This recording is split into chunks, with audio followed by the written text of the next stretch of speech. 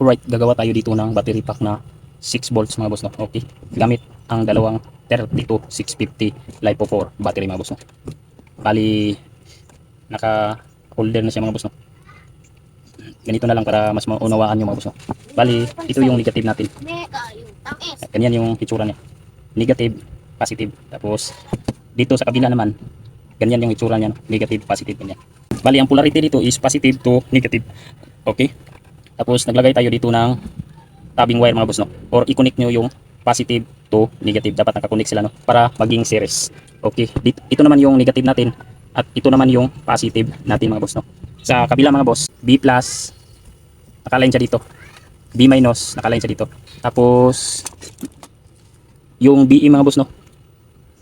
Yung BM is dito yan mga boss, no? So, unang gawin natin is maglagay tayo ng wire sa BM.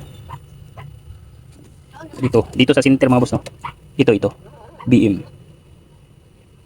Alright, ito tatlo kasi yan, B minus, BM at B plus. Alright, dito muna tayo sa BM.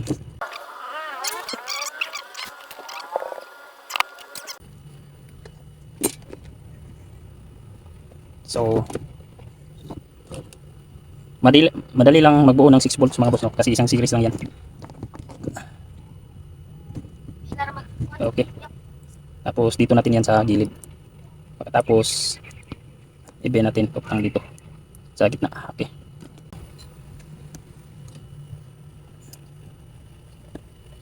Okay. Alright.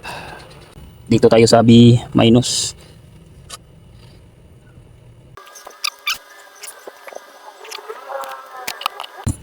B minus ng beam is mga boss, connect natin sa battery negative mga boss, no?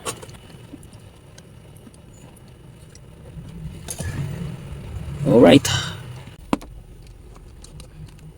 Alright, ito yung positive niya gawin dito.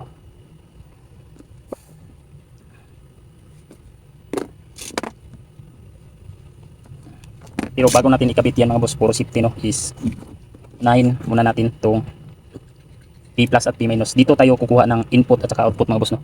Maglagay tayo dito ng output at saka input niya mga boss, no? Positive input at saka output niya. P plus at P minus mga boss, ito yung input at saka output nyo, no? Direct na to sa solar pan nyo, no?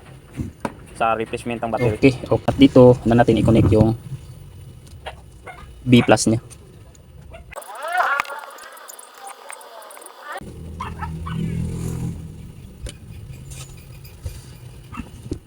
So, ganyan lang kadali mga boss, no? Okay na mga boss. Bali, meron na tong output, no? Kaya ito yung nilagay natin mga boss, no? DC socket, kasi ang paggamitan nito is yung sewing machine, no? Na 6 volts. Bali, dito tayo mag-charge, tapos pakita ko sa inyo mga boss, no? Pwede din dalawang wire ang ilagay nyo dito mga boss, no? Dalawang wire, para yung dalawang wire sa input at saka output niya, yung P plus at P minus is papunta sa DC pan mo, pang replace sa battery sa DC pan, no? Na 6 volts. Okay, kaya ito ang nilagay natin mga boss, para sa sewing machine kasi ito mga boss, no?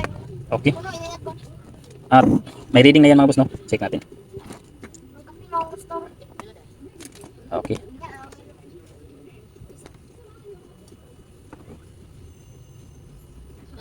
ayun, mayroon siyang 6.58 volts mga boss.